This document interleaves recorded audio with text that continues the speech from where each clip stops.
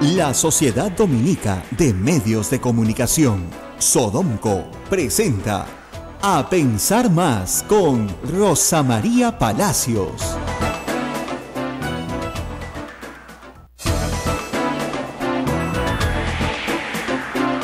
Hola, muy buenos días y bienvenidos. Esto es A Pensar Más, hoy jueves 28 de septiembre del año 2017. Rosa María, buen día. Muy buenos días, amigos. Estamos en una semana, no sé, muy extraña, ¿no? ¿Qué semana? ¿Qué semana tan rara?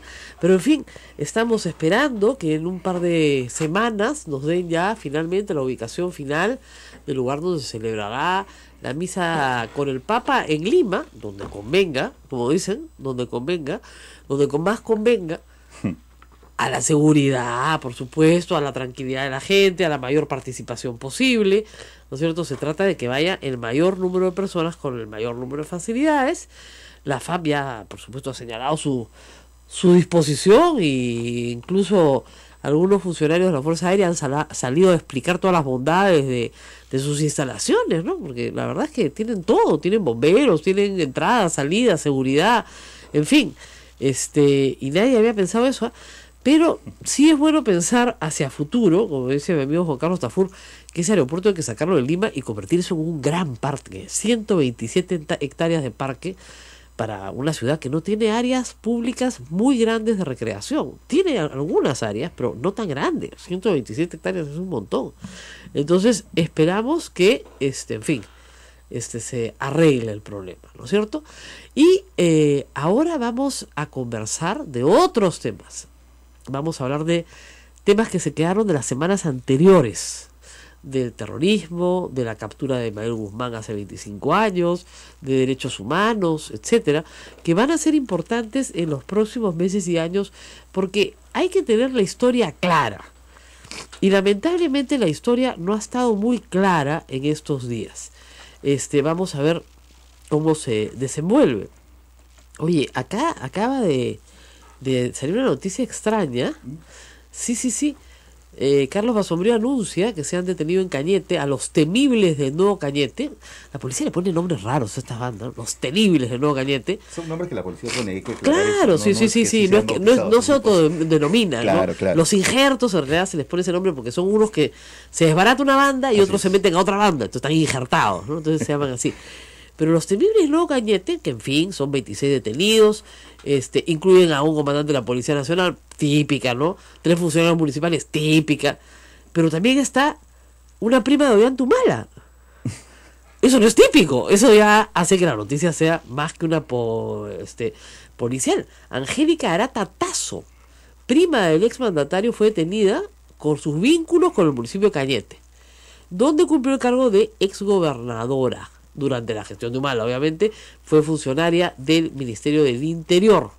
Entonces, eso sí es ya más notable, ¿no? Que la prima del ex vicepresidente caiga con una bandita, pues, de Cañete, ¿no? Mucha plata no hay, ¿no? O sea, ya, en fin. Pero en fin, este es uno de estos mega operativos interesantes. Como digo, que hayan 3 policías, normal.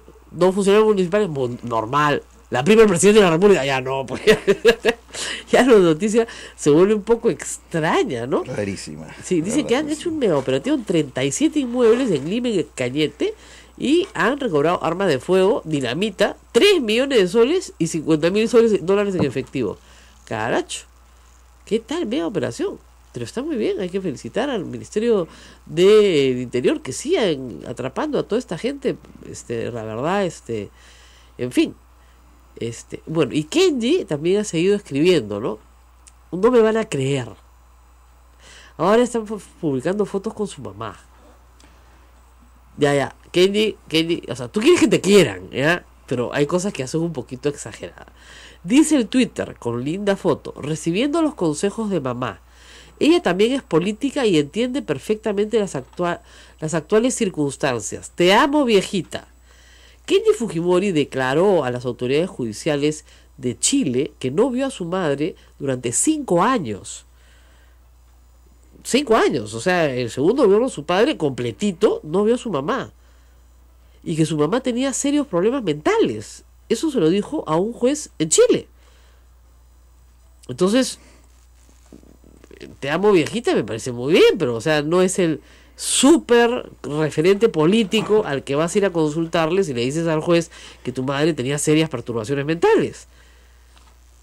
Qué raro este chico, ¿no? Está bien que quiera generar empatía, pero a sus consejeros tampoco. Creo que debía haber aclarado primero esas declaraciones antes de tomar una foto como esta, ¿no? Claro, o sea, no, ¿en qué contexto la dijo? ¿Quién no, la las dijo? dijo en un juicio Claro. que se estaba iniciando contra su padre por maltrato contra su madre, ya, y declararon él y su hermana Sachi, Sí. ¿no es cierto? Y finalmente la Corte Suprema de Justicia de Chile desestimó la extradición por esa causa. Y bueno, fueron probablemente a defender a su padre, pero eso fue lo que dijeron y le preguntaron cuál fue su relación con su madre. A mi mamá no la vi 5 años. 5 años, un chico adolescente no vio a su madre, o sea, eso es bien raro, ¿no? O sea, es una familia, ya hemos dicho varias veces, disfuncional, ¿no? O sea, son niños criados en un cuartel, finalmente, no es su culpa, ¿no? Pero estas cosas también, ya cuando las quieres aprovechar, es complicado. Y otra noticia que no es buena es que el invierno se va a prolongar, porque el mar está muy frío. Pucha, ¿qué hacemos? Hacemos la misa en la Costa Verde. Con eso calentamos el mar, no sé.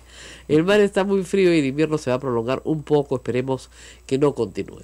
Pero bueno, vamos al tema que nos plantea la visita de hoy. Está ya con nosotros el ex ministro de Justicia, ex canciller, juez de la Corte Interamericana de Derechos Humanos, ex presidente de la Corte, está lleno de títulos, nuestro invitado, y relator especial de la ONU, Diego García Sayán.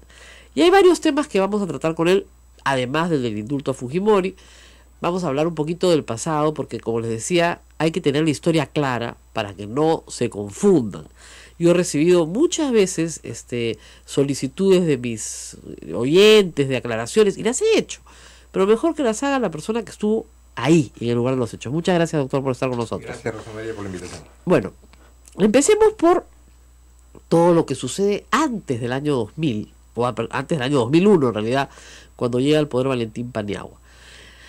Lo que sabemos, y está todo documentado, es que el gobierno de Alberto Fujimori, en aras de acabar, si se quiere, rápidamente con el terrorismo, luego caído a Aymal Guzmán, produce un paquete normativo por el cual a las personas vinculadas al terrorismo se les juzga en tribunales sin rostro, se les juzga con la mera delación de otra persona, se les juzga en procedimientos muy acelerados, muy rápidos, y pocos años después, ya el 96, 97, pero sobre todo el 95, 96, el padre Hubert Lancier, sacerdote de Recoleta, se va encontrando en las cárceles donde él trabaja con una realidad muy dura. Se va encontrando con personas sentenciadas por el delito de terrorismo que eran completamente inocentes. Y él logra hablar con Alberto Fujimori y le explica que hay más o menos unas 1000 personas que tienen sentencia firme, muy rápida, condenados con tribunales sin rostro, etcétera, y que han sido básicamente metidos a la cárcel por la delación de arrepentidos. Había esta famosa ley de arrepentimiento. Entonces, yo me arrepiento, señor, pero mi vecino ese le dio 2 gallinas a Sendero, para adentro, y por colaboración 20 años. Entonces, las penas eran muy, muy severas, las pruebas eran pocas, y se estableció una comisión de indulto, imagínense ustedes, para revisar los casos de terrorismo. Comisión que fue integrada por el padre Lancier, por Jorge Santisteban de Noriega y por quien le tocara ser ministro de Justicia en las distintas oportunidades. Esa comisión, ¿no es cierto?, ordenó la libertad de más de 500 reos. A raíz de esa situación se le imputa a Diego García Sayán haber liberado terroristas. ¿Qué pasó entre esos hechos que son producto del gobierno de Alberto Fujimori y lo que usted encuentra cuando llega, para aclarar bien el panorama? Sí, qué bueno, Rosa María, porque pese a que los hechos son clarísimos, algo los oscurece, y lo que los oscurece es una cíclica campaña política de un origen conocido, que fueron personas vinculadas al régimen de Fujimori, cuyas trapacerías mayores fueron materia de investigaciones judiciales serias que empezaron precisamente con el gobierno de transición, en el que me tocó desempeñar la función de ministro de Justicia a partir del año 2000 hasta julio del año 2001. Entonces, cíclicamente aparece esto, que es una historia curiosa y que algunos medios de comunicación, teniendo toda la información, no se encargan de precisar los datos. No digo de defender a nadie, sino de precisar hechos. Como lo has recordado, a mediados de la década del 90, el padre Lancier lo ayudó a Fujimori a constatar que había centenares, no 10 o 20, sino centenares de inocentes injustamente condenados por tribunales militares sin rostro. Se da una ley en el año 96 que crea esta comisión, y esa comisión empieza a funcionar, y hasta que cuando termina el gobierno de Fujimori por su fuga en noviembre del 2000, ya se habían liberado por firma del presidente Fujimori y de sus sucesivos ministros de justicia a más de alrededor de 500 injustamente condenados. Esta comisión, integrada por el padre Lancier, continuó funcionando durante el gobierno de transición, y ojo, que el padre Lancier integró la comisión como representante personal del presidente Fujimori, pero nosotros, viendo la calidad personal y el conocimiento que él tenía del tema penitenciario, lo retuvimos como un elemento de confianza y de garantía, porque él sabía quién era quién mejor que nadie. Entonces, se encuentra qué cosa. El gobierno de transición, a fines de noviembre del año 2000, que había varias resoluciones que estaban ya propuestas por la comisión del padre Lancier, integrada también por el defensor del pueblo, algunas de las cuales ya estaban firmadas por los ministros de justicia, entre el último, Alberto Bustamante, que habían sido retenidas por Vladimiro Montesinos para que no las rubricara Fujimori, entre otros quienes Yehu decimos, ¿no? Entonces, la primera semana del gobierno de transición lo que hace es simplemente descongestionar y ya aprobar formalmente por el gobierno de Fujimori cosas que ya venían de antes. Expedientes anteriores. Así es. Entonces, todos los que fueron indultados no fueron ni un solo terrorista, fueron inocentes debidamente comprobados por esa comisión. Y después vino un elemento complementario, porque la ley del año 96 de Fujimori había omitido, estoy seguro que fue un error, no creo que haya habido mala voluntad en eso, había omitido un eslabón importante. El que es inocente no tiene por qué pagar la reparación civil. Exacto. Porque la reparación civil es un elemento accesorio de la pena, Es ¿no? lógico. Entonces, en febrero o marzo del año 2001, se aprueba por abrumadora mayoría en el Congreso una ley propuesta así por el Poder Ejecutivo para exonerar a los inocentes de la reparación civil. Algunas de las personas que después han acusado al gobierno de transición de haber liberado a terroristas de la reparación civil fueron, por ejemplo, Rafael Rey. ¿Por quién votó Rafael Rey cuando se discutió este proyecto de ley en el mes de febrero del 2001? A favor de memoria es corta, tal vez no lo has de esta recordado. ley, que era una ley correcta. De manera que ahora cuando salen... Además, hay que decirlo, no fue el gobierno, fue el Congreso. Fue el Congreso. Y además era un Congreso que era el Congreso de Fujimori. Y la Comisión de Justicia, integrada entre otros por Antero Flores, y el Congreso, creo que con un voto en contra o una abstención, de manera abrumadora, casi unánime, aprobó esa ley. Además, recuerden ustedes, este es el Congreso que se instala, que todavía se mantiene luego de que Fujimori se va, o sea, es el Congreso Fujimori. Con la elección del año 2000, cuestionada por la OEA, cuestionada por todo el mundo. Exactamente, ese es el Congreso que aprueba Entonces la ley. era una ley que no estaba en discusión, ¿no? Entonces Así cuando es. ahora se plantea la discusión, es por un asunto que entra por la ventana. Sale Marisa Rioleca, sale Marta Guatay y no han pagado la reparación civil. ¿Qué tiene que ver eso con esta ley que era para inocentes? Absolutamente nada. Es un tema lamentablemente crónico en nuestro sistema de justicia, porque Fujimori tampoco ha pagado la reparación civil pese a haber Ni sido sus parientes, condenado, ni los sus generales. parientes. La única que ha pagado la reparación civil es Susy Díaz. Así Una es. dama. Oye, Entonces, pagó todo. Entonces, que el hecho de que terroristas condenados, ellos sí terroristas, que han cumplido su plazo, no paguen la reparación civil, es un hecho que no tiene nada que ver con el gobierno. Claro, lo que pasa es que es de difícil transición. explicarle a la gente que no hay prisión por deudas. Así es. O sea, y eso es una digamos, no es que lo inventó este gobierno, ¿eh? No hay prisión por deudas más o menos desde la Revolución Francesa. Es un derecho humano fundamental. Hay prisión por estafa, sí, pero no por deudas. Entonces, si tú tienes una deuda al banco, te pueden embargar, te pueden quitar tus cosas, etcétera, pero no vas preso. ¿Se dan cuenta? Así es, o la persona si tiene una remuneración se le embarga. Se le hace una retención para pagar la reparación Pero civil. estas personas que salen de la cárcel no tienen trabajo, no tienen remuneración y no tienen bienes, porque quizás están 25 años en la cárcel, no ha generado absolutamente nada. El proceso de transición a la democracia no tiene nada que ver con eso, y si alguien está desinformado, hay que informarlo, pero lo grave es que a veces algunos políticos o comunicadores que saben cuál es la realidad simplemente la soslayan. Y la otra es que el gobierno de transición ordenó nuevos juicios para los terroristas. Claro, ese es un punto muy importante. Y Sale Garrido Leca, sale Marta Guatay, cuando estaban condenadas a penas severas por la justicia de Fujimori. ¿Por qué? Porque el gobierno de transición dispuso nuevos juicios. Eso también es falso. Y otra vez, no es cuestión de argumentación política o de favorecer a una idea u otra, sino de hechos, porque los nuevos juicios fueron determinados en el año 2003, el gobierno de transición, para los más jóvenes que probablemente no tienen por qué recordar las fechas, terminó en julio del 2001. 2 años después, el Tribunal Constitucional estudia la constitucionalidad de los procesos llevados a cabo por los tribunales militares sin rostro y establece que primero esos procesos no garantizaban el debido proceso y en segundo lugar que la justicia militar no era la que debía juzgar a civiles por delitos cometidos, ¿no? Entonces dispone el Tribunal Constitucional en el año 2003 que el Congreso dicte nuevas leyes para regularizar esos procesos. En febrero de ese mismo año, rápidamente, el Congreso le delega al Poder Ejecutivo, presidente Alejandro Toledo, yo no estaba vinculado. Y usted no era canciller. Era nada, no tenía ninguna función.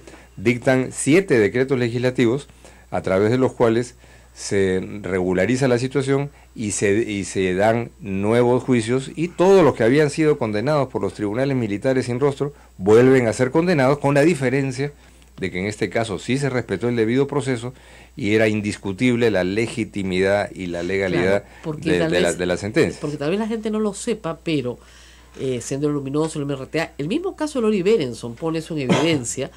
Los juicios estaban siendo cuestionados en el exterior.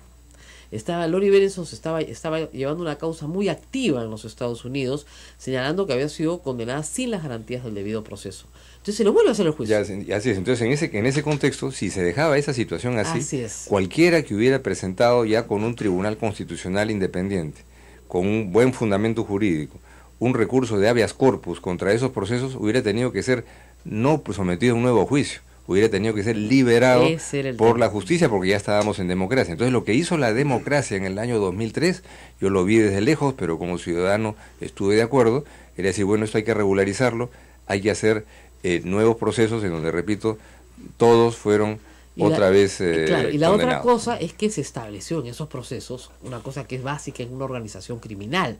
Hay jerarquías. O sea, si el jefe tiene cadena perpetua, digamos, todos los secuaces no tienen cadena perpetua, pues porque hay uno que es el aguatero del grupo, por decirlo, ¿no? Entonces, no, el que abre y cierra la puerta, el portero, el talán, el campana, no puede tener la misma pena en una organización criminal que el jefe de la banda. Entonces, eso es lo que se hizo. Entonces, a Marisa Larreta, por ser, digamos, guardiana de Abimael Guzmán, no le podías dar la misma pena que a Abimael Guzmán, porque además la ley establecía que el máximo era 25 años, no le podías más. O sea, la agravada de colaboración creo que el tipo va a ser a 20, no menor de 20, decía la norma, y después la agravada era 25. Entonces se dieron estas leyes, claro. Y es interesante, ahora dicen, no, fueron liberados por el gobierno de transición, que no tuvo nada que ver, y han pasado 4 congresos, claro, más de 15 años, y esas 7 leyes, todas siguen básicamente vigentes, sin ningún congreso, ni siquiera el actual, las ha modificado porque aparentemente las han encontrado correctas, ¿no? Entonces, si se cumplen las penas, una persona tiene que salir de prisión en Perú o hasta en la China y en cualquier lado. Entonces, eso es parte de una discusión. Obviamente puede haber lógico desagrado y molestia en la sociedad de que una persona que ha cometido graves crímenes salga en libertad, pero en cualquier sociedad democrática, una persona que ha cumplido su pena tiene que salir. En Colombia quedó un sobreviviente de la banda de Pablo Escobar, apellidado Popeye, que él personalmente reconoció en los procesos haber asesinado él personalmente a centenares de personas, con nombre y apellido, no eran bombas para matar seres anónimos. Bueno, Popeye cumplió su pena, ha salido en libertad, y Colombia cumplió con la legalidad, el hombre recibió una sanción severa, y hoy día confiesa, no sé si será auténtico, pero confiesa estar arrepentido de sus crímenes, ¿no? Vamos a tener que hacer una pausa, regresamos justamente para hablar del arrepentimiento y del tema del indulto a Fujimori. Y también de por qué, Diego García Sayán tiene gran experiencia en Latinoamérica, por algo está en la Corte, el proceso contra el terrorismo en el Perú es tan distinto. Ya terminé en la Corte, terminó mi mandato. ¿Ah, sí? Sí. ¿Cuándo terminó esto? Hace año y medio ya dejé de ser juez de la Corte, terminó y ya... Yo pensé que todavía... Sí, no, ya no. ¿Ya no? Ya no. Vamos a la pausa. De manera que puedo hablar con más libertad. Ahora podemos hablar. Con razón, está tan locuaz. Antes no te quería hablar, tú eras muy acotadito, ¿no? Bueno, vamos a una pausa y regresamos. Esto es A Pensar Más con Rosa María Palacios. Amigos, recuerden, tenemos nuestra cuenta en Twitter, @Sodomco. Volvemos.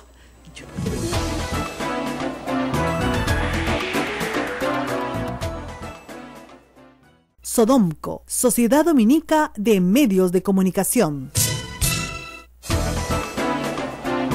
Continuamos, amigos, estamos al aire y en vivo en AM y FM, en Radio Santa Rosa en Lima, en Radio Santo Domingo RS de Chimbote, Radio San Martín Arequipa, Radio Veritas RTV Cusco, Radio Cepagua Ucayali, Radio Quillabamba La Convención y Radio Madre de Dios en Puerto Maldonado. También estamos en Facebook Live, en vivo, con imágenes. Los oyentes me corrigen algunas cosas. Renato Salas dice, no hay prisión por deudas, pero sí por alimentos. Claro, pero eso es diferente, porque ahí lo que se persigue es el mayor bienestar del niño, ¿no es cierto? Entonces, si tienes un niño que no tiene cómo vivir, ¿no es cierto?, y el padre o la madre se niegan a prestar alimentos, obviamente ahí sí hay prisión.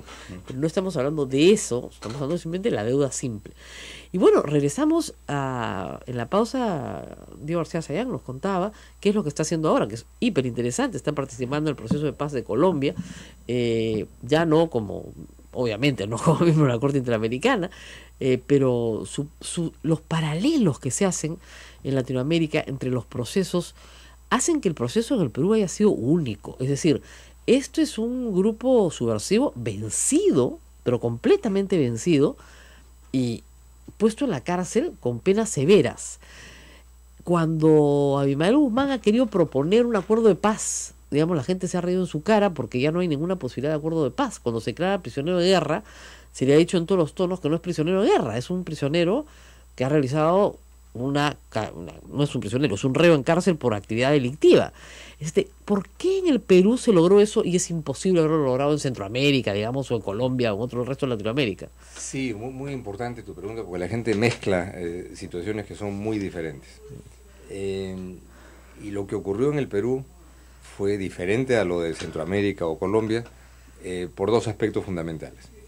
Primero, el evidente y claro, de Sendero Luminoso aquí fue derrotado en el plano militar y en el plano político, una estructura vertical, de una jerarquía, valga la redundancia, verticalísima. La captura de Abimael Guzmán, más las capacidades de poder infiltrar la organización y desbaratarla desde dentro, produjo el derrumbe político y militar de Sendero Luminoso. Las guerrillas centroamericanas o la guerrilla colombiana no fueron derrotadas política y militarmente, aunque la guerrilla tampoco estaba en condiciones de ganar, ¿no?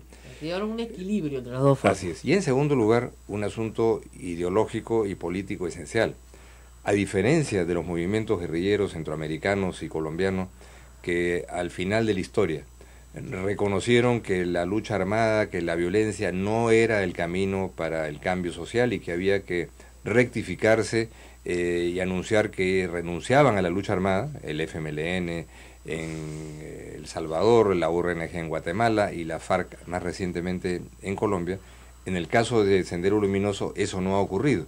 Lo que ha ocurrido a través de todas las declaraciones que se han podido conocer es una suerte de rectificación táctica, es decir, ahora la lucha armada no hay condiciones, pero bueno, veremos qué viene más adelante, y no hay una renuncia, una rectificación, ni mucho menos algo que mal que bien sí se ha venido produciendo en los otros espacios, un reconocimiento de responsabilidad o un pedido de perdón. Entonces, lo que pueda haber de simpatía en otros países por movimientos que han podido rectificarse y decir ya no vamos a matar gente, sí hemos matado, ya no lo vamos a hacer, vamos a apostar por la vía política. En el caso de Perú no ha existido y en consecuencia eso explica por qué en el Perú no hay ni habrá seguramente un movimiento democrático pidiendo amnistía para Abimael Guzmán y sus seguidores. Claro, salvo el Movadef, que es una cosa claro, mínima. Que son seguidores políticos de Guzmán, y eso es justo porque corresponde a una percepción social frente a un movimiento que no ha anunciado ningún pedido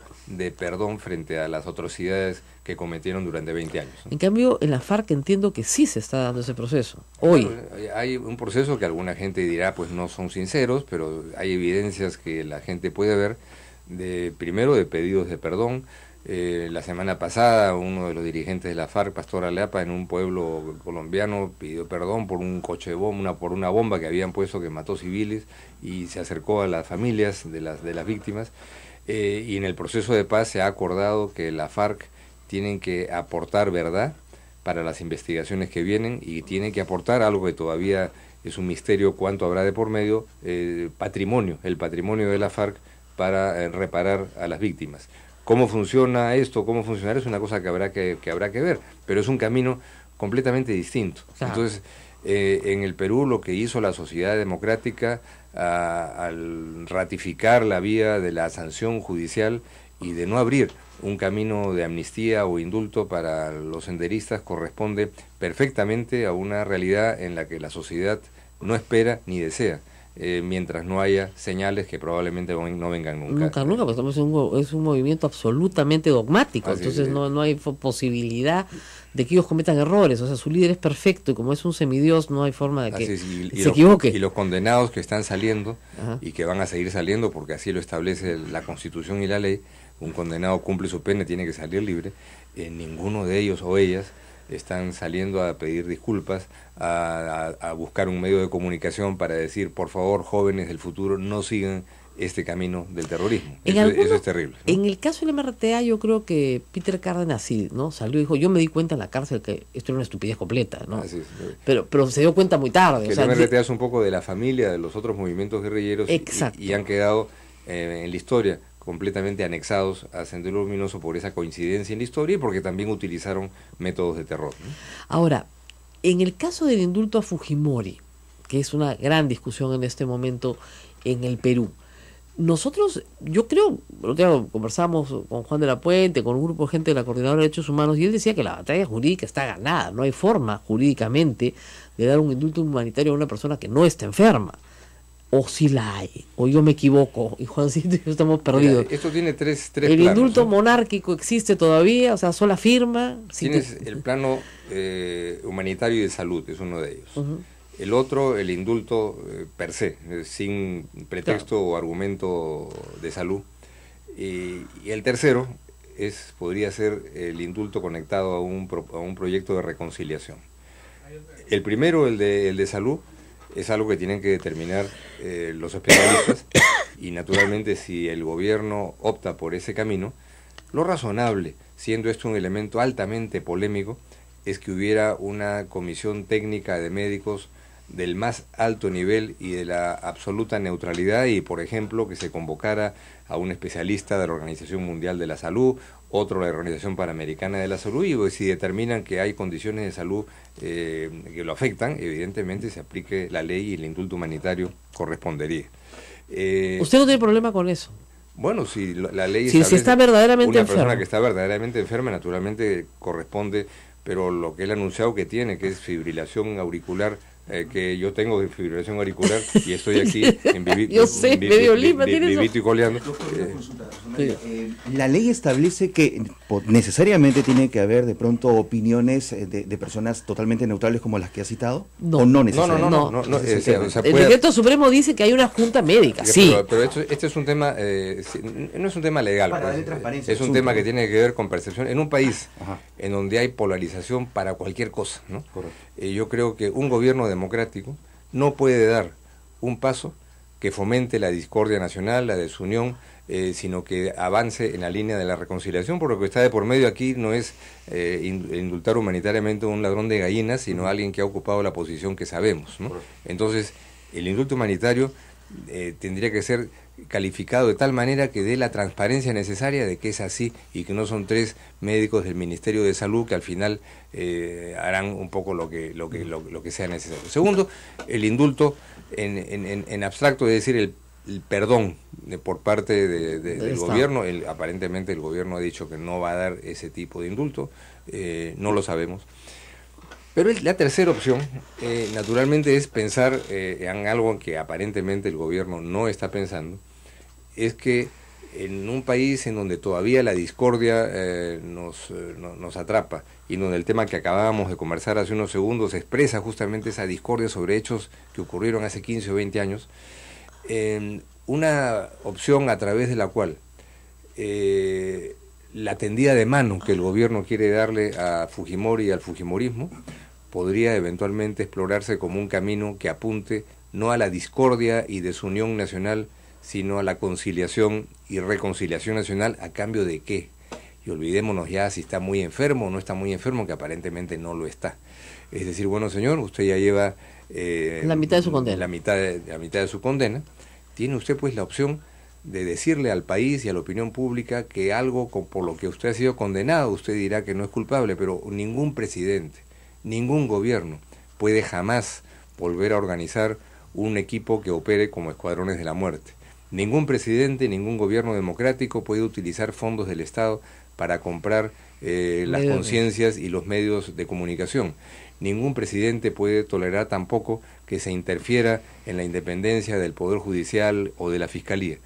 Y ese mensaje, que es aparentemente el mensaje del fujimorismo de hoy, que dice esas cosas no hay que hacer, sería perfectamente compatible con decir, bueno, lo que hoy día en cualquier proceso de paz en el mundo uno ve, la gente que cometió errores, llamémoslos de alguna manera generosa, puede rectificarse. Entonces, si es que por razones políticas evidentes, ¿no?, el gobierno quiere indultar a Fujimori, yo creo que está en la responsabilidad como gobierno democrático de hacerlo por una vía que no fomente la discordia y la desunión nacional, sino la reconciliación, que no sería incompatible con el ordenamiento jurídico. Ahora, eso implicaría que Fujimori recibiera a los deudos, ¿no es cierto?, de las víctimas del Grupo Colina, para empezar. Así es. Y que les pidiera perdón, como está pasando con los familiares de Barrios Altos, en donde murieron asesinados niños por el Grupo Colina, están ahí, ¿no?, esperando una reparación, y ahí sí, de esa reparación también hay que acordarse. Hay una reparación civil para esas víctimas con nombre y apellido, no es la sociedad peruana, sino gente con nombre y apellido que está esperando. No sé si a estas alturas del partido unos soles más, unos soles menos, sino un pedido de perdón y de reconciliación. De manera que un movimiento que dice, bueno, hicimos algo, que ya no habría que repetirlo, dijo Keiko, no mucho en el Perú, sino en la Universidad Norteamericana. Bueno, no más 5 de abril. No más 5 de abril. Entonces, yo creo que un gobierno que simplemente da el indulto a cambio, no a cambio de nada, esto no es un toma y daca para obtener unas lentejas, sino la responsabilidad de un gobierno democrático que tendría que decir, oiga, esto tendríamos que hacerlo de tal forma que esto consolide al país, que valore ciertos principios de que no se puede hacer. Vamos a explorar ese camino, pero tenemos que hacer una pausa. Esperamos que Kenny nos esté escuchando. Y no es que estoy proponiendo un camino de indulto, pero simplemente constatando la realidad que esto va viniendo casi... Creo que está muy empapado en la realidad colombiana. Casi como de agache, como dicen en Colombia, dicen, bueno, caleta se está haciendo sin que haya transparencia. Cuando se dice desde el gobierno, no, esto no es un tema legal, es un tema humanitario, ¿cómo no va a ser un tema? Es un tema de consecuencias políticas fundamentales. No, además es un tema legal por definición, no se me ocurre, tienes que emitir una resolución con el indulto suprema. Estás perdonando a alguien por los delitos que ha cometido. Eso es un tema importante. Y si los delitos son de esa magnitud, con mayor razón la comunidad tiene que estar atenta. Hacemos una pausa, Rosa María, volvemos. Está con nosotros Diego García Sayán.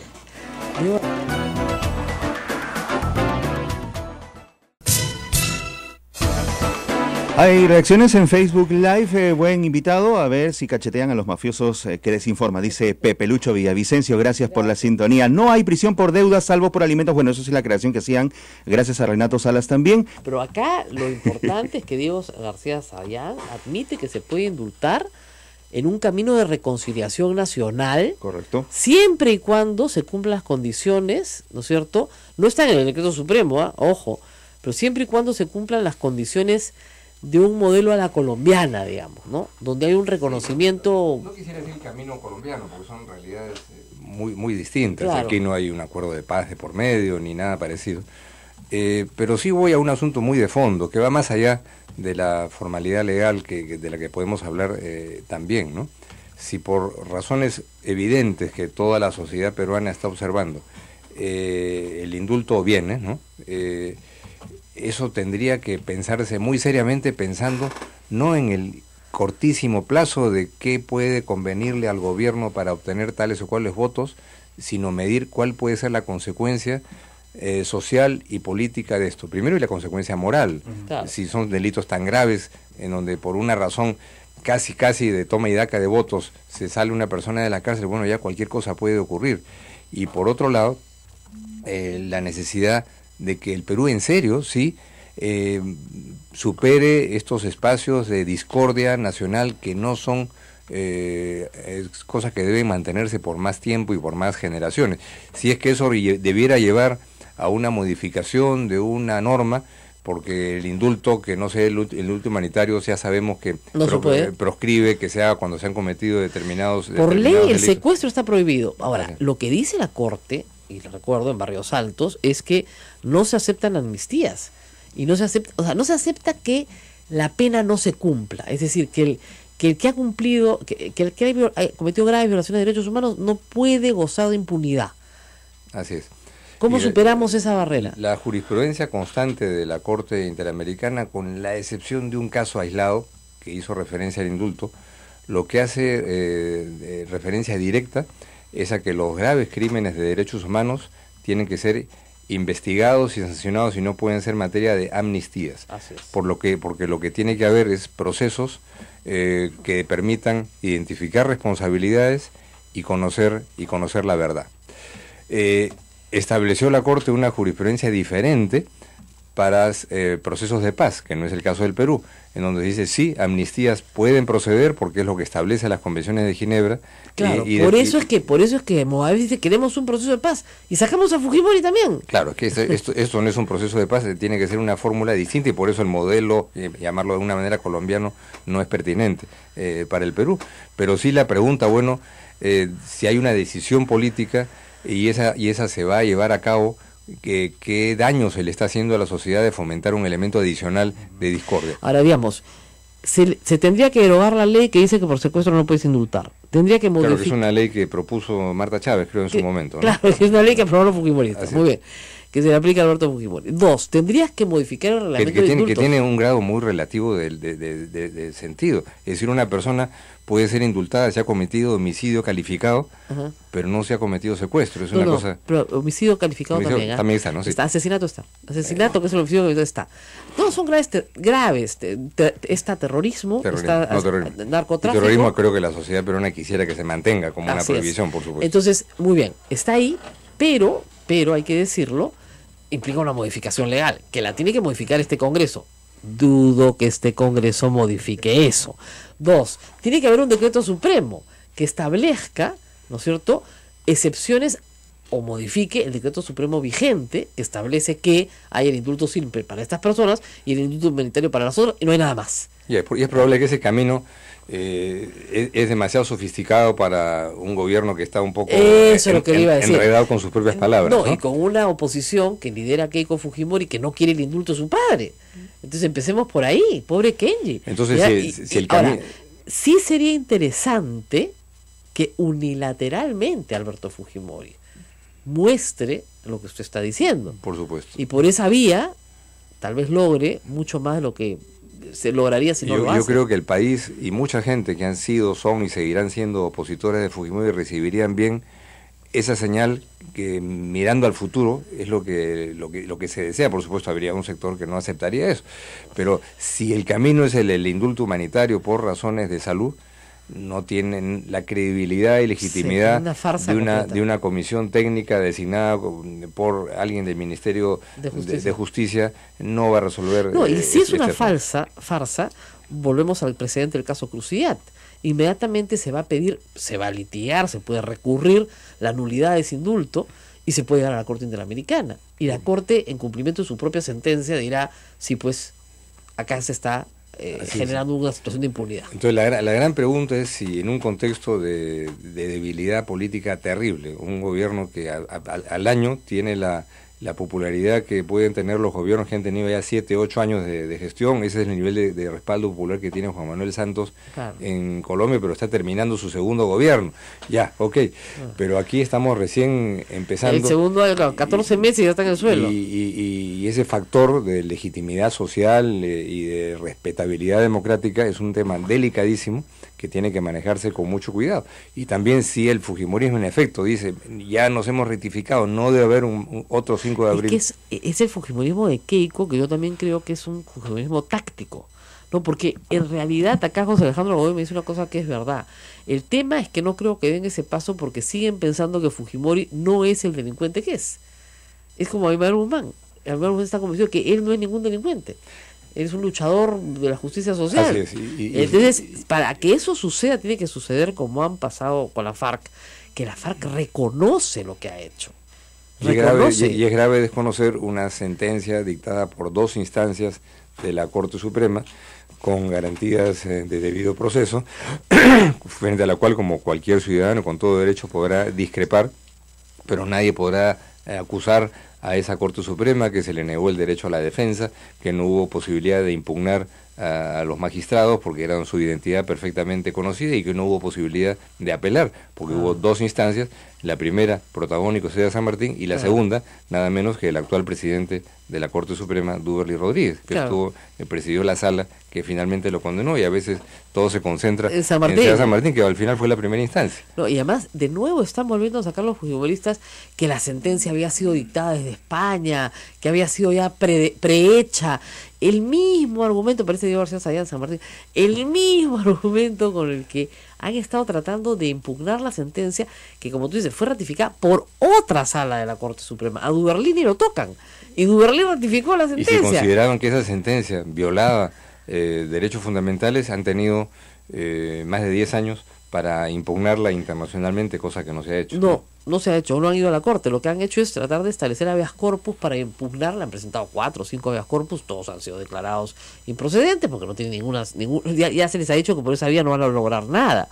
Ahora, yo no imagino de verdad a Alberto Fujimori pidiendo, digamos, haciendo uso de la palabra, pidiendo una visita de los familiares para pedirles perdón. Ahora, no imagino tampoco que los familiares quieran ir a verlo, ¿no? O sea, es probable que no. Lo que estoy diciendo es una cosa más bien teórica y pensando que el gobierno tendría que incorporar estos elementos de análisis, aunque no funcionen ahora, al el final, otro ¿no? tema es también, como en la FARC, el tema patrimonial, ¿no? O sea, Alberto Fujimori no ha pagado reparación civil, pero se presume que así como que le dio $15 millones a Montesinos que le trajeron del Japón, debe tener alguna platita por algún otro lado también. Entonces, tendría que decir dónde está el billete, para decirlo en términos bien sencillos. Claro, cosa que no va a ocurrir. Eso ya fue materia de otros procesos y eso quedó... Mira, quedó claro que toma $15 millones de las Fuerzas Armadas, digamos, del Ministerio de Defensa, se los entrega a Montesinos, pero después los tiene que reponer. Entonces viene su cuñado Aritomi del Japón, reponen esa plata, que no es la misma plata, y supuestamente después se la roban unos de traficantes de armas que trabajaban con Montesinos. Pero el tema es que no es el mismo dinero, y no puede ser que un expresidente no pueda explicar de dónde saca un sencillo de $15 millones en efectivo, en maletas, ¿no es cierto? Si es que no se puede explicar correctamente. Y es más, en la única entrevista, digamos, donde Montesinos habla con más naturalidad, donde lo entrevistan congresistas en la base naval, dice que la plata encontrada en Suiza, que es más de $200 millones a su nombre, es plata de Alberto Fujimori para un fondo de contingencia en el caso de tener que, digamos, tener más campañas electorales, para poder pagar sobornos, etcétera. Y eso era un fondo de contingencia para perpetuarse en el poder. Eso lo dice Montesinos. Entonces, hay más plata regada por el mundo. Acaban de recuperar una plata en Liechtenstein hace pocos días, gracias a Julio Rebizú. Plata que ya estaba reclamando Montesinos, dicho sea de paso. Y puede haber habido naturalmente recursos que se llevaron en físico en ese avión que salió en noviembre del año 2000. Porque nunca más volvieron ni sus hermanas ni su cuñado.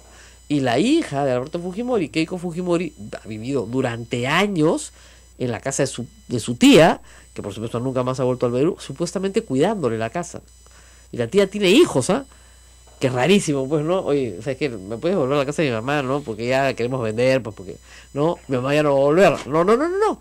Se quedó años en la casa de su Sí, tía. pues debiera con algo diseñado por montar una fundación para los niños desfavorecidos. No, y para los deudos, en fin, sí, para claro. la gente que... Entonces, eso es complicado, ¿no?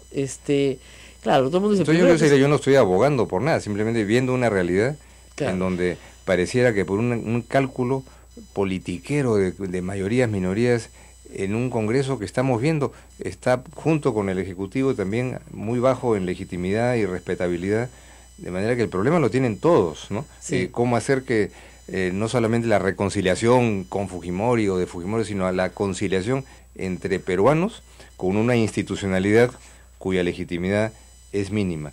Y estas cosas que huelen a un arreglo de un político que monta una comisión de salud para que otro político salga de la cárcel, no sé si es lo mejor que se requiere para consolidar nuestra democracia a mediano y largo plazo. Y en medio de todo este tema, tenemos un tema que ya, como dice, parece olvidado, ¿no? Porque Humala manda tweets para que no nos olvidemos de él. Pero, claro, es que, de verdad, cuando tú entras a la cárcel, la prensa te olvida porque no hay imágenes. Es una cosa bien cruel lo que les voy a decir, pero es verdad, pues. Como la prensa trabaja con imágenes y no hay imágenes nuevas, entonces simplemente te olvida. Claro. ¿Ya? Entonces, Humala tiene más de 2 meses, ya va a cumplir 3, con prisión preventiva sin acusación fiscal. Es un expresidente, eso es bien raro. Mira, esto es uno de los temas que a mí más me sorprende, Rosa María, que la sociedad peruana, analistas, juristas, comunicadores, aceptan como normal que más de la mitad de los procesados estén con detención preventiva, la mayoría sin acusación fiscal, sobre la base de una sospecha, de una insinuación y de carencia de pruebas. Entonces, eso no se acepta en ninguna parte del mundo, ¿no es cierto? Eso no suena algo naturalmente, y eso da argumentos a favor de cualquiera que quiera defenderse de una extradición frente a esta generalización de órdenes de prisión preventiva que no se derivan de una acusación fiscal, que no se derivan de que haya un peligro inminente de fuga, que no se derivan de la posibilidad de que esa persona pueda cometer inmediatamente nuevos delitos. Es decir, es algo que no solamente es raro en sí mismo, sino que incluso se diga de antemano, usted va a estar 12 meses, 18 meses, mientras yo espero a ver en qué momento me da la gana de presentar la acusación fiscal. Claro, eso es algo, pero curiosamente, si uno revisa las encuestas de opinión, luego de que se dictó la prisión preventiva para el señor Humala y su esposa, hasta donde recuerdo era alrededor del 80% de la población que lo respaldaba. O sea, finalmente es un tema de quién mete más goles y no de quién aplique el Estado de Derecho. Entonces, yo creo que en el Perú la transición democrática ha quedado inconclusa. Ha quedado inconclusa porque estos elementos de pedagogía política que todo gobernante está obligado a poner en primer lugar, deberían ser llevados a cabo no por los periodistas, ONGs o académicos, sino por la autoridad política democrática que debiera proponer algún cambio de política judicial. El caso de Humala, Toledo lo va a usar para que no lo extraditen. Por supuesto. Va a decir, señor, en mi país son unos salvajes, le decía al juez, y a los expresidentes los meten presos sin acusarlos. Entonces los jueces van a decir, Estados Unidos va a decir, ¿perdón? Sí, señor, le tiene el caso de el expresidente Humala, hace 3, 4, 5 meses ya estaría en ese momento, está preso, y bueno, ahí está preso. ¿Y por qué? Porque el juez dice que hay peligro de fuga, no se lo han probado, pero ahí está. Evaluarán el caso, simplemente no van a extraditar a Toledo, o sea, y Toledo es un caso redondo, pues Toledo es un caso que está ganado, ¿ya? Entonces, ese caso sí está ganado, ¿ya? En cambio, el otro caso... Y para hacer una investigación en serio, y si hubiera hechos delictivos cometidos por el señor Humala y su esposa, tienen que investigarse y sancionarse severamente. Pero la pregunta es si la cárcel es de manera transitoria, es lo que hay que hacer, y parte de lo que tenemos, digamos, el caso de Humala es visible, pero tenemos la mitad de los reclusos en un sistema penitenciario colapsado, donde no hay sitio ni condiciones mínimas para que la gente pueda... No, hay una cosa más grave que me lo dijo Luis Pérez Guadalupe. Ustedes saben que antes del año el 10% de las personas detenidas salen, lo cual quiere decir que nunca debieron entrar. Nunca debieron entrar. antes del año. Pero Entonces, y si hubiera condiciones institucionales más serias, se aplicaría el principio constitucional de que todas esas personas tendrían derecho a una reparación Claro. por el tiempo si todos demandan, quiebran al Estado peruano. de injusta detención. Entonces, la pérdida de esas nociones, yo tengo derecho y yo creo que es una de las cosas más débiles de nuestro sistema, ¿no? vamos a parar un ratito y regresamos. No se preocupen, nos toca hacer pausa. Gracias a nuestros colegas de Sodombo por aguantarnos. Vamos a hacer pausa y regresamos.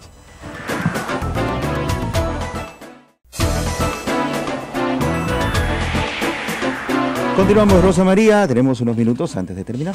Estamos, nos estamos riendo a veces de que los periodistas nos preparamos muy mal, me incluyo. Bueno, pues yo soy más chanconcita, pero deberíamos leer más, ¿no? Prepararnos más. O sea, digamos, lo que pasa es que, claro, como yo tengo más años en esto, yo sí recuerdo claramente, digamos, todo el trabajo de Fausto Alvarado, ministro de Toledo, ya, para sacar adelante el juicio a los terroristas, que era un problema complicadísimo, jurídicamente complicadísimo, porque existía... Y se hicieron los procesos, Y todos fueron condenados, no Lógico. apenas de 2 o 3 años. No, sino de 25, y más, 30, ¿no? de 25 para arriba, todos. Claro. Ya, pero ya claro, ya venían cumpliendo penas, ojo, o sea que no es que ahí en el 2003, 2004 se les condena, pero ya tenían años, ya varios, 10, 12 años condenados. Entonces, incluso el caso de Morote era especial porque Morote había sido capturado en los 80s, pero se le vuelve a... Esa es una cosa interesante. Hay otro proceso posterior que lo vuelve a condenar. Entonces tenía una condena adicional por otros hechos.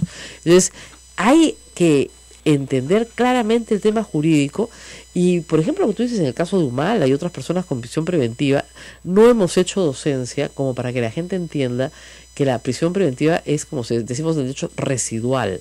Se la das al jefe de la banda lumpen, ¿no es cierto?, que acaba de matar delante tuyo, o sea, en flagrancia, ¿no?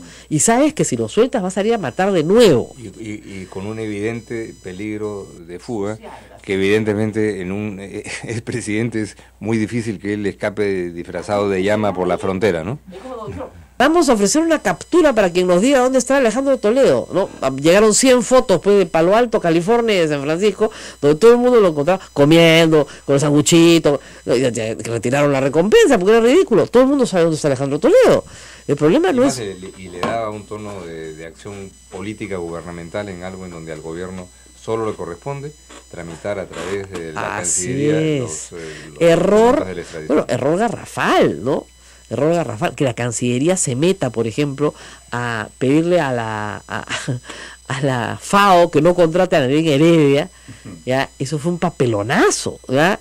Que la Cancillería no puede asumir el papel de persecución contra sus nacionales, pues, ¿no? Y está demostrado, Rosa María, con la encuesta que publicó Proética ayer, que estos gestos de aparente con firmeza en la lucha contra la corrupción no han tenido ninguna rentabilidad. Nadie les cree. Porque la sociedad peruana no cree que el gobierno está empujando en serio una lucha contra la corrupción. Mire, mientras Alan García no se ha llevado proceso, en el Perú nadie va a creer que hay una lucha contra la corrupción. Discúlpenme, pero esa es la verdad. Yo siempre lo discuto con mis lectores y siempre me dicen eso. El día que Keiko Fujimori y Alan García sean por lo menos llevados a proceso, no estoy diciendo que sean condenados, pero que sean por lo menos llevados a un proceso con todas las garantías del debido proceso, con abogados, con libre defensa, en libertad, por supuesto, sin prisión preventiva, ese día comenzaremos a creer en que sí hay efectivamente, ¿no es cierto?, un cumplimiento de la corrupción. Tenemos 2 presidentes presos y uno a punto de ser extraditado, o sea, con la solicitud de extradición, con todo el caos que ha tenido. ¿Saben qué pasa? No sabemos extraditar. La última extradición exitosa que vio en el Perú fue la de Fujimori. Importante, digamos. Se ha extraditado a Venero, a varios más, pero, digamos, importante y exitosa. Hay una cosa importante, hay un comentario ya casi brevísimo. Hay uno de los tratados internacionales, casi todos los tratados internacionales sobre estas cuestiones son retóricos y no muy operativos, pero el Convenio de Naciones Unidas contra la Corrupción del año 2003 tiene un capítulo muy importante sobre la colaboración para la extradición. Así es. Y de ese tratado internacional es uno de los pocos tratados de esta naturaleza de los que es parte también Estados Unidos, ¿no? Y de todo lo que yo he visto, yo no conozco el expediente, pero de todo que he visto por los medios, me da la impresión que esta herramienta fundamental no ha sido priorizada y más bien se está pensando en el mecanismo clásico de extradición bilateral por los argumentos que veo que se han utilizado en donde hay una obligación internacional de favorecer lo que corresponda naturalmente a una investigación judicial o fiscal independiente, y por eso sería bueno que el gobierno se abstenga de hacer declaraciones. Duberlí, escúchanos. Hay un tratado, ¿ya? Un tratado multilateral, ¿ya? No te olvides. Es que de verdad, parece que no, es que en realidad nuestros jueces no están preparados para hacer extradiciones, porque es algo que haces de manera extraordinaria. Entonces, si no tienes todos los elementos básicos para hacerlo y no conoces, por ejemplo, que hay un tratado multilateral que te favorece con Estados Unidos, no lo vas a usar, porque no lo conoces. Entonces, Duberlí, por favor. Importante es que la autoridad política se abstenga de dar señales. Eso es importantísimo, porque el juez que califica ya la sentencia, y son jueces honorables, por si acaso en Estados Unidos, la gran e inmensa mayoría de jueces tienen un sistema judicial estupendo, lo que va a ver efectivamente es si no hay abuso en el país que va a recibir a la persona que está siendo perseguida por la justicia. Por ejemplo, si en nuestro país hubiera pena de muerte y en Estados Unidos no la hubiera, no lo mandan, pues, porque nosotros estamos luchando porque no mandaran un chino a China donde lo iban a fusilar. Igual, si el juez ve que no hay garantías de debido proceso en el Perú, no lo extradita. Entonces, y ahí hay un punto vulnerable en la prisión preventiva de Ollantumala. Porque ya porque naturalmente si una persona es citada y no comparece, se dicta orden de detención en cualquier país del mundo, y en ese sentido habría perfecta legitimidad en que haya una orden de detención contra Toledo en este caso, claro. Pero es distinto de la prisión preventiva que también se había dictado en el caso de Toledo, de manera que podría eso rectificarse dejando sin efecto esa prisión preventiva y reducirlo a la orden de detención. Y él va a presentar estas recompensas ofrecidas y todo lo demás como argumento de persecución política, ¿ya? Más mal no lo han podido hacer. Bueno, nos tenemos que despedir. Ha sido un honor tener a Diego García Sayán hoy día con nosotros. Un gusto estar aquí y gracias por la hospitalidad. Yo creo que los fujimoristas se han desmayado con esto de la reconciliación. No entienden, entonces no puede ser. Un caviar nos ataca, ¿no? El rey de los caviares, además no es cualquier caviar, como dijeron en el útero, el rey de los caviares, ¿verdad? Así que, bueno, muy bien. Nos tenemos que despedir, pero nos vemos mañana. Mañana, como siempre, a la misma. Yo me escapo. Yo mañana no voy a estar con ustedes, pero Ismael va a estar con ustedes y les van a pasar lo mejor de la semana. Así que van a tener bastante material para escuchar. Muchas gracias de nuevo. Cuídense mucho, hasta luego. Gracias.